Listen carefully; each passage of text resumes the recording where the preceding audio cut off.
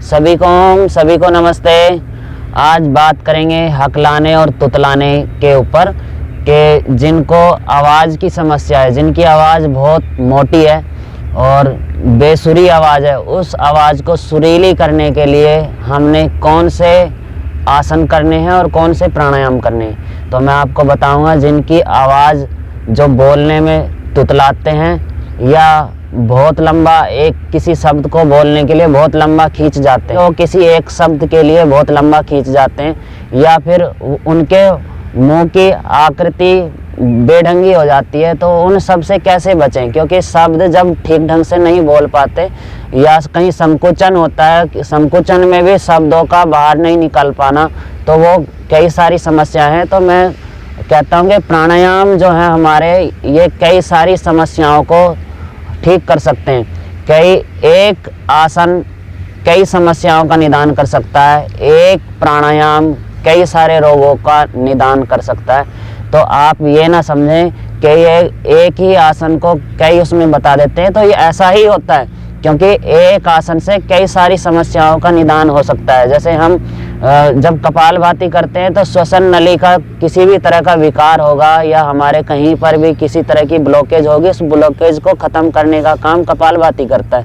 तो चाहे वो हमारी नस नाड़ियों के अंदर है, चाहे वो स्किन की समस्या है, चाहे वो हमारे कहीं पर भी किसी भी तरह का अवरोध उत्पन्न हो रहा है हमारे श्वसन नली के अंदर, तो उस अवरोध को भी ख़त्म करने का काम कपालभाति करता है। जब बार बार स्ट्रोक लगेंगे नासिका से जो लगेंगे, तो नासिका में किसी तरह का अवरोध उत्पन्न हो रहा है, तो उस अवरोध को ख़त्म करता है। जैसे हमने बताया कि नाक के अंदर भी अगर हड्डी बढ़ जाती है, तो उसको किस तरह से हड्डी बढ़े हुए को और मांस बढ़े हुए को कैसे हमने उसको ठीक करना है, तो वो कपालभाति से कर सकते हैं। तो मैंने बताया कि आप अपनी जो बोलने की जो समस्या है, उस समस्या को भी हम ख़त्म कर सकते हैं।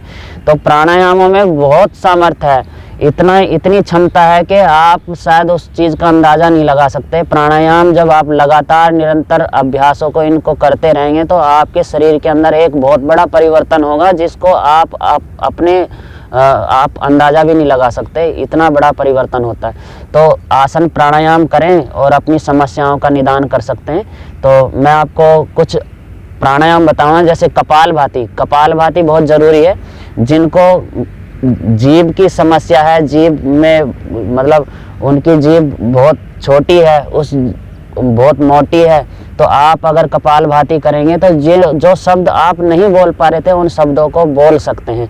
तो कुछ खास शब्द होते हैं जिन पर वो अटक जाते हैं, या फिर कहीं संकोच होता है कि हमने किस तरह से बात करनी है। तो वो समस्या जब दिमाग से संबंध होता है, और फिर जब हमारे दिमाग के अंदर एक तरह का तनाव चल रहा होता है कि हम कैसे बात करेंगे, तो वो समस्याएं सारी ना हमारे बोलने पर भी प्रभाव डालती हैं। तो आपने सबसे पहले कपालभाति करना है, और कपालभाति के बाद आपने करना है गले का अभ्यास, उज्जाई प्राणायाम। ये दो अभ्यास बहुत ज़रूरी हैं। और आपने आसनों में करना है सर्वांग आसन और हलासन, सेतुबंध आसन और उष्टासन। तो मैं आपको करके दिखाऊंगा कैसे आपने करना है। और हर अभ्यास को आपने ऐसे नहीं कि आपने बिना श्वासों के या ऐसे ही करके छोड़ दिए, अभ्यासों को सहज तरीके से और श्वासों के साथ पूरा खिंचाव लेकर के, ताकि आपके श्वसन नली में किसी भी तरह का विकार है वो विकार खत्म हो। और जो अभ्यास आप कर रहे हैं, जैसे आप कपालभाति करेंगे, कम से कम 20 मिनट डेली का आपका अभ्यास होना चाहिए। उस अभ्यास को आप बढ़ा भी सकते हैं, आप 20 मिनट सुबह कर सकते हैं, 5 मिनट आप शाम को भी कर सकते हैं, लेकिन आपने खाली पेट करना है। आपका हमेशा पेट खाली रहे, तब आपने कपालभाति को करना है। कपालभाति से बहुत अच्छा लाभ मिलेगा, और उसके साथ जब आप उज्जाई करेंगे तो उससे भी आपको बहुत अच्छा लाभ मिलेगा। तो करेंगे। सबसे पहले मैं आपको बता रहा हूँ कपालभाति कैसे करना है। आपने 1 सेकंड में 1 स्ट्रोक लगाना है। तो आपने इस अभ्यास को कम से कम 15 मिनट से 20 मिनट तक डेली नित्य प्रतिदिन करना है। ऐसे नहीं कि आपने एक दिन कर दिया और फिर आपकी छुट्टी होगी, नहीं, आपने निरंतर लगातार लगे रहना, करते रहना। आपके महीने, 2 महीने, 3 महीने बाद आपके अंदर परिवर्तन होना शुरू हो जाएगा और इतना ज़बरदस्त परिवर्तन होगा कि आपको दोबारा ऐसी समस्या नहीं होगी। तो करेंगे कपालभाति।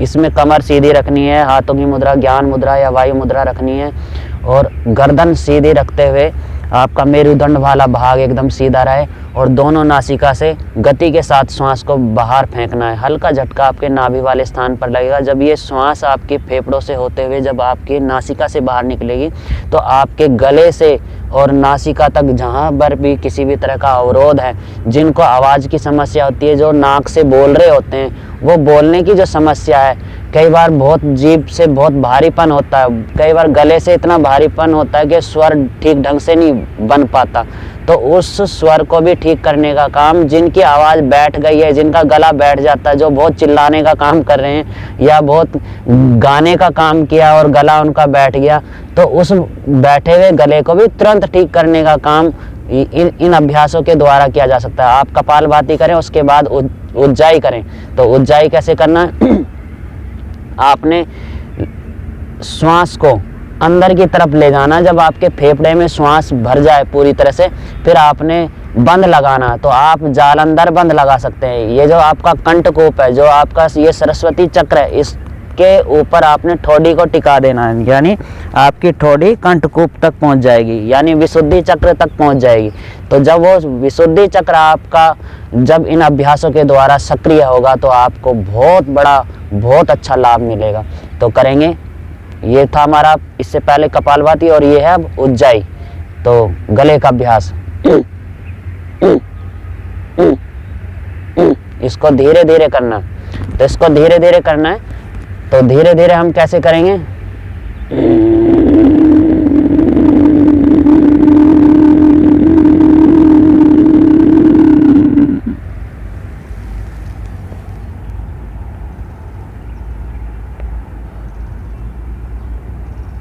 गर्दन ऊपर करनी है। फिर अपनी श्वास को हम बाहर छोड़ने के लिए अपना पहले जालंधर बंद खोलेंगे, फिर अपने नासिका से यानी दाएं हाथ से दाईं नासिका को बंद कर लेंगे और बाएं से श्वास को बाहर छोड़ देंगे।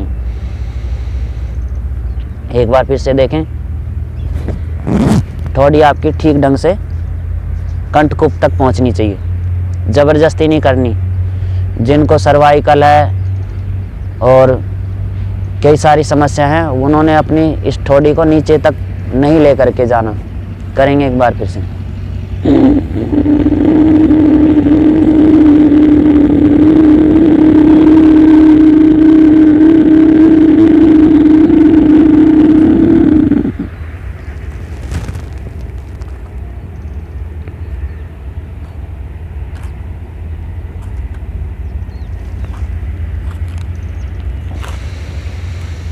ये गले का अभ्यास है।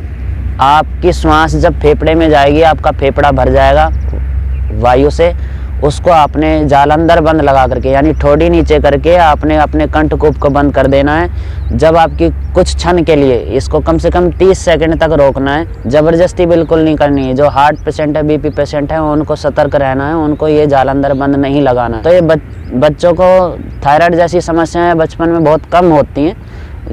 तो आप जिनको थायराइड की समस्या है तो थायराइड से भी निजात मिलेगी। तो करेंगे एक बार फिर से, देखें एक बार ठीक ढंग से।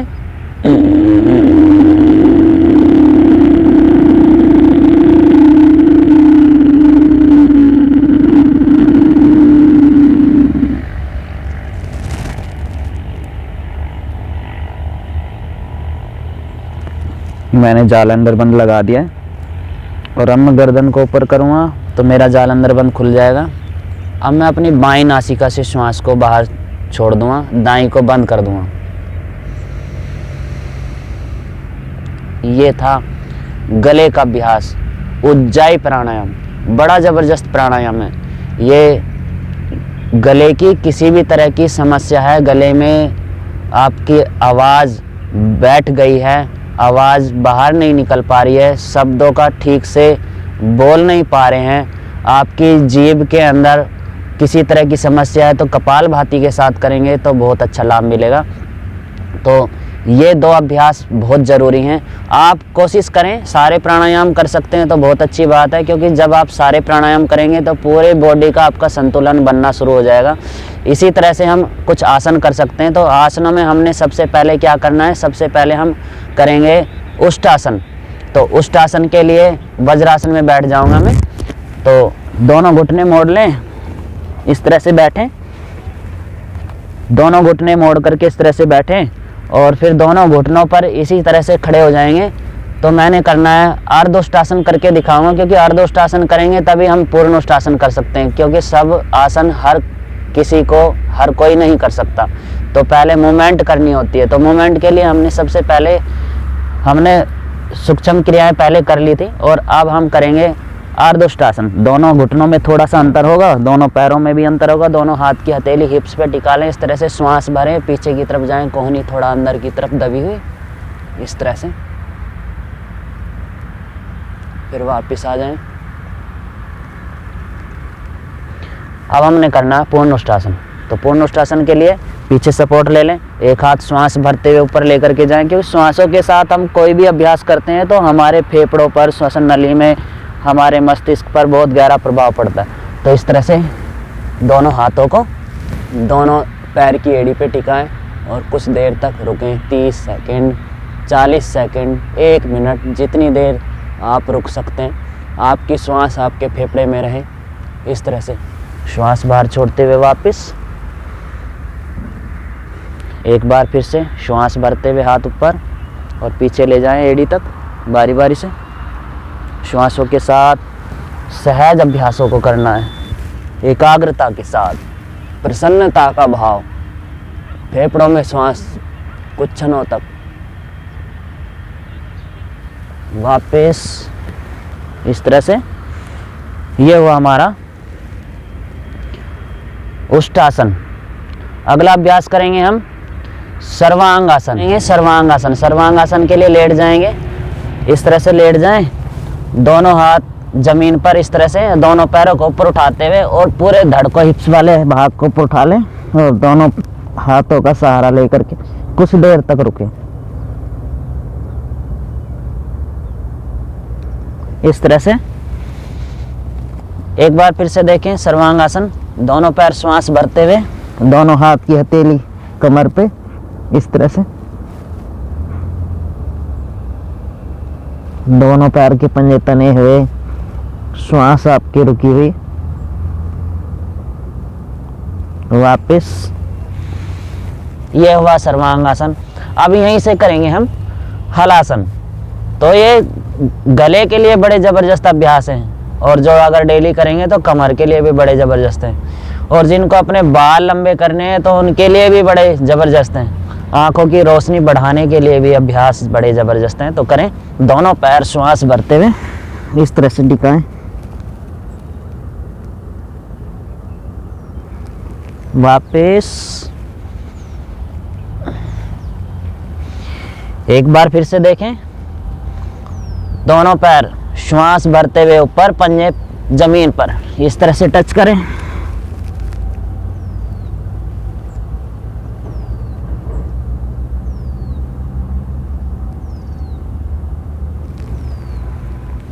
वापिस श्वासों के साथ अभ्यासों को करना। सेतुबंध आसन, जिसको कंद्रासन भी बोलते हैं। दोनों घुटने मोड़ें, दोनों हाथों से टखनों को पकड़ लें, इस तरह से ग्रिप मजबूत रखना, और दोनों पैरों में 1 फीट के तकरीबन अंतर, और इस तरह से पकड़ें और श्वास भरें, धीरे से ऊपर उठा लें।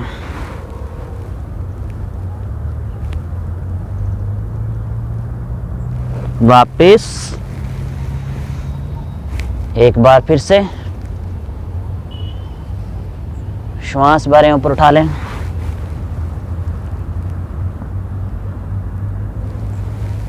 वापिस इन सब अभ्यासों को कम से कम 30 सेकंड 40 सेकंड तक रोकने की क्षमता आपके अंदर होनी चाहिए। जब आप डेली निरंतर लगातार इन अभ्यासों को करेंगे तो आपके अंदर बहुत बड़ा बदलाव आएगा।